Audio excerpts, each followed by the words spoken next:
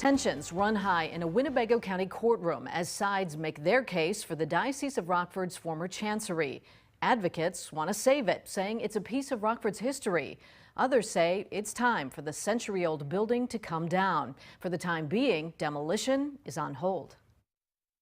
We live to fight another day, I think. That was the reaction from a member of a citizens group fighting to save the Chancery building after Judge Lisa Fabiano extended a stop work order. Preservation advocates filed a lawsuit against the city to stop demolition. A hearing seeking a temporary restraining order was scheduled for 10:30 a.m. But just hours before that, a bulldozer started work on the Chancery.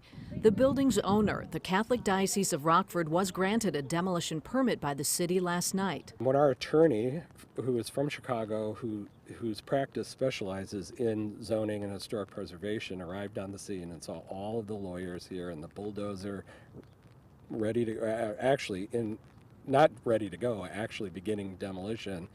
The term he used was outrageous. Rockford aldermen voted against granting the building historic landmark status. City Legal Director Nick Meyer says at this point, the court can't overturn the city council's decision. When a city council or any other legislative body makes a legislative decision, those decisions cannot be reviewed by a court in the absence of a constitutional issue or whether it was arbitrary or capricious.